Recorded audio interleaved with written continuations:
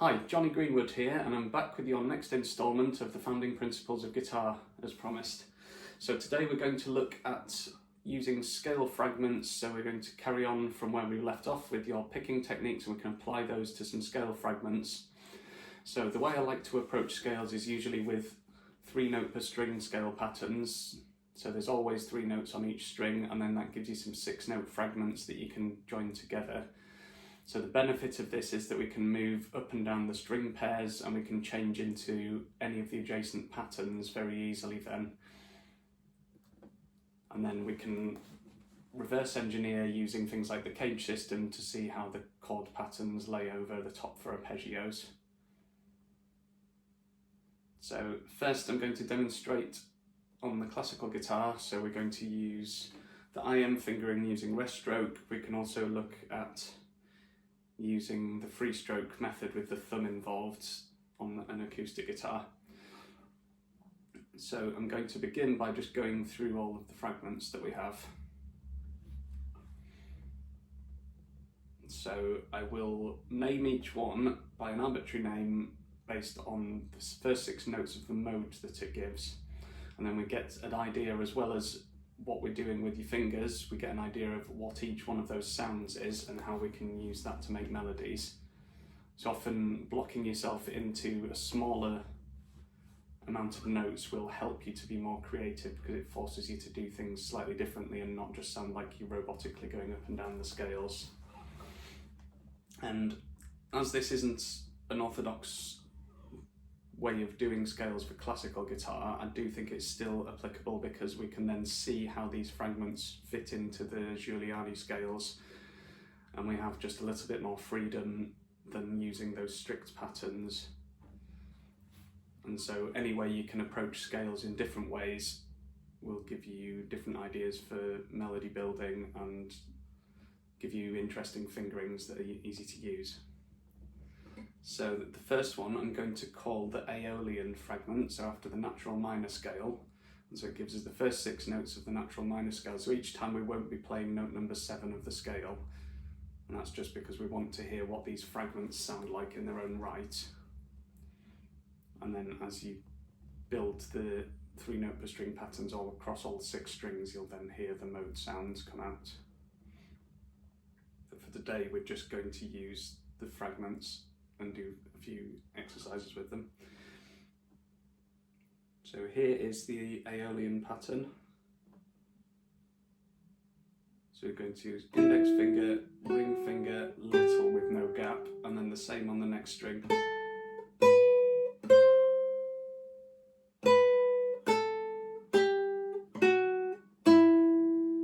And then with the right hand today, because we have 3 notes on each string and we have 2 fingers, we're going to begin on the following string with the opposite finger. So we're going to lead with your middle finger, as we did with the chromatic scale exercise. So index, middle, index, middle, and then index, middle, index there, and then middle, index, index, middle, index. So with descending patterns, when I'm doing free stroke, I like to do an economy movement and use the same finger twice as I swap strings. And that just saves you swapping to an unused finger when you've already rested against the next string behind. But on the way up, I'm always doing strict alternate picking. So we can go M, I, M, I, M, I, M, I, M, I. And then we're beginning back on the middle. M, I, M, I, M, I, M, I, M, I.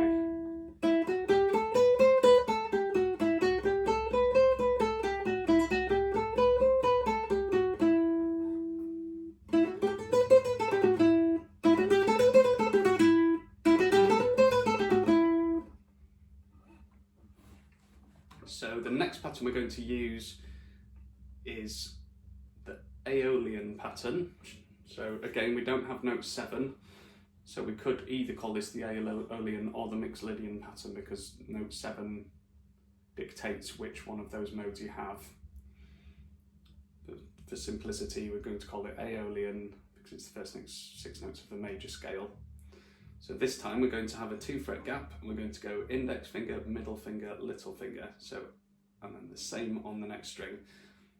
So index to middle with a 2 fret gap, little finger, and then we have a little bit of a different sound now, so you can hear it sharpen on note number 3. And we can hear it sharpen on note number 6. So, and again we can speed build with that, and we're doing the same picking pattern with the right hand that we were doing before. Compared to.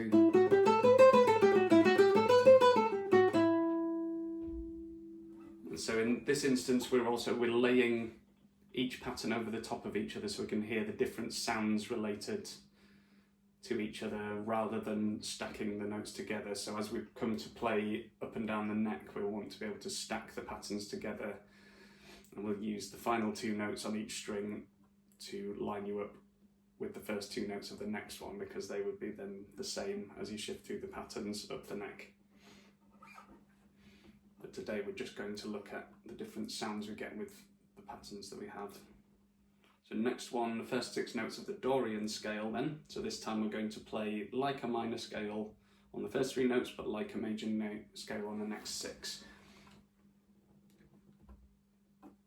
So index, middle with a gap, ring finger this time, and then index, middle, little.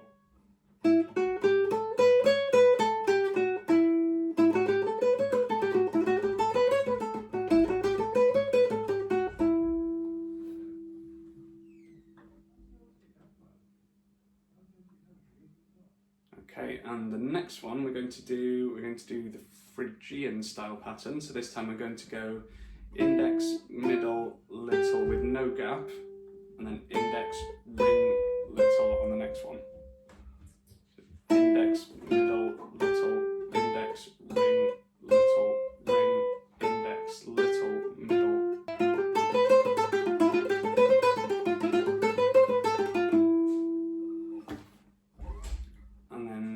Finally, we're going to do the Locrian first 6 notes. So this time it will be index, middle, little, index, middle, little again.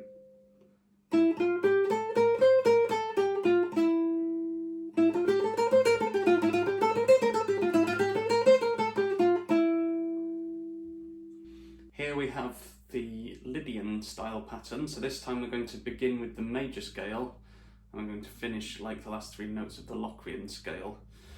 So we're going to do index, middle with a gap, little, and then up to fret 6, index, middle with no gap, little.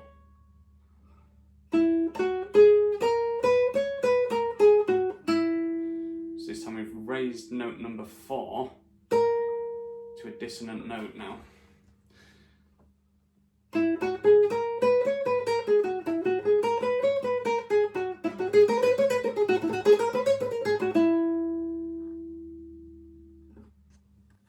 So just before we swap over to electric guitar, I'm going to demonstrate showing you what the right hand is doing close up.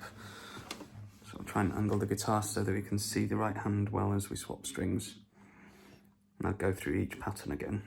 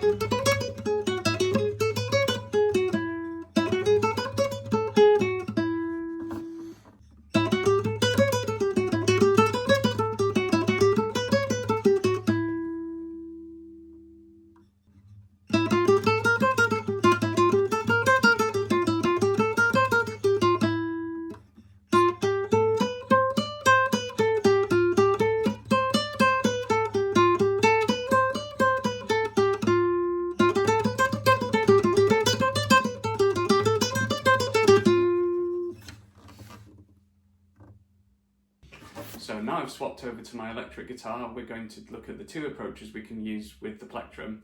So we can do strict alternate picking, and this will be doing down, up, down, up, and back down again, down, up, down. Or we can approach it with economy picking and go down, up, down, down, up, down, up, down, up, down, down, up,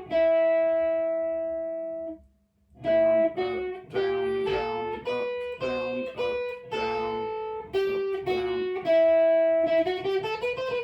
down, up,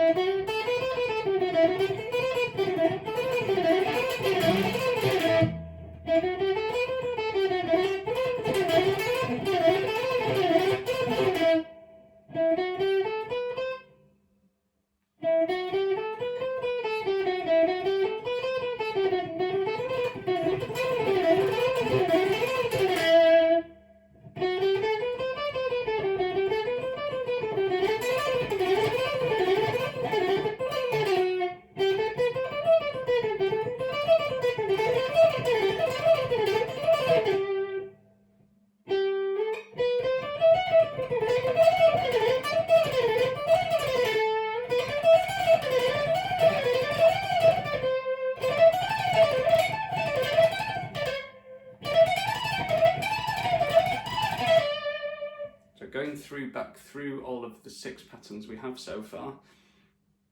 We're going to do our Aeolian shape 1, our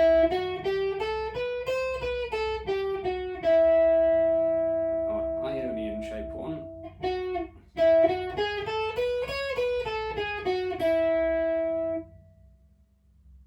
our Dorian shape 1,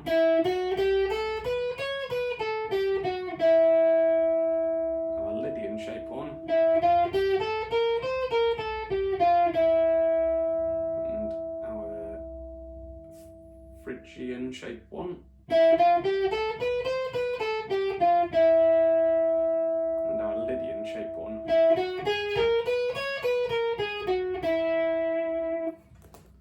Now the sequence that we stack them across the neck is Aeolian,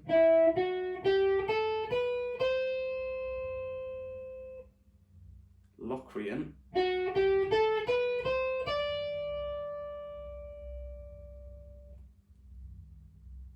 Ionian,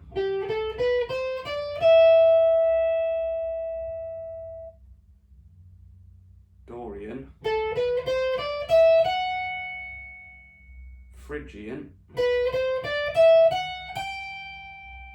Lydian, Mixolydian, which turns out to be the same pattern as the Ionian until we play the final note.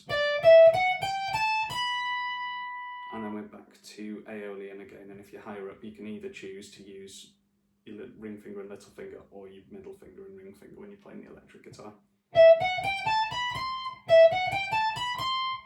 So neither is wrong, it's just how well your fingers fit into the gaps and which is easier.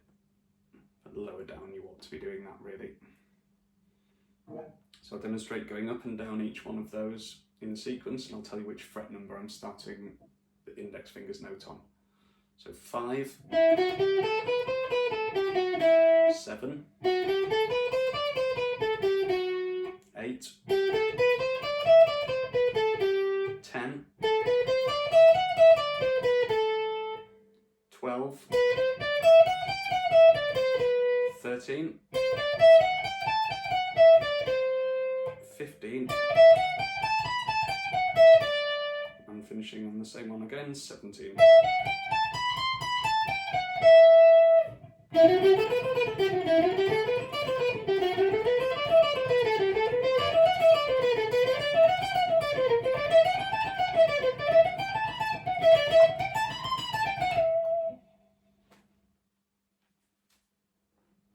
That sequence will apply to any of the string pairs, so we can do that on every string pair apart from the G string to the B string.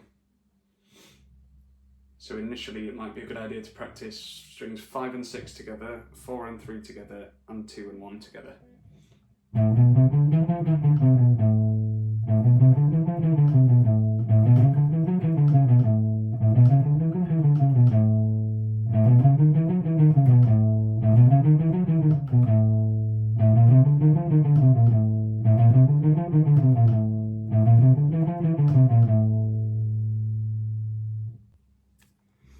So again, with the electric guitar, I'm going to give you a close-up of the right hand so we can see what's happening a bit clearer.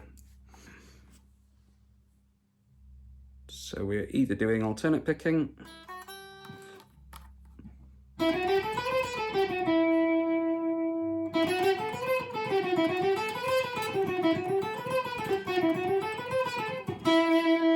or we're doing economy picking.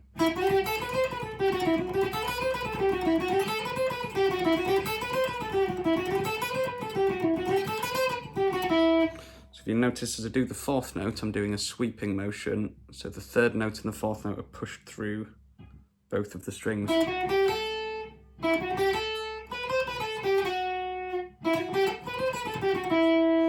if we were doing that on a 6-string scale pattern, we would then have multiple times that we're pushing forwards, so.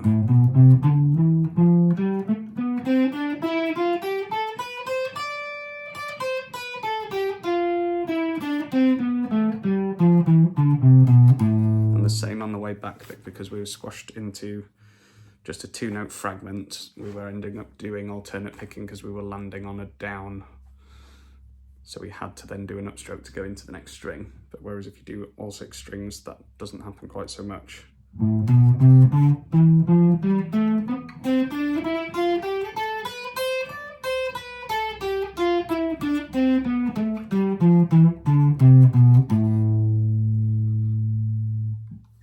And one of the reasons we use that also is for the sound, so it works better for fusion type licks and jazz licks than it does for heavy metal type things. So if you're doing things with an amount of swing in, it's helpful to use economy picking. Now finally, we'll just look at how to use the PIM free stroke method that we used last time as well to do those sequences.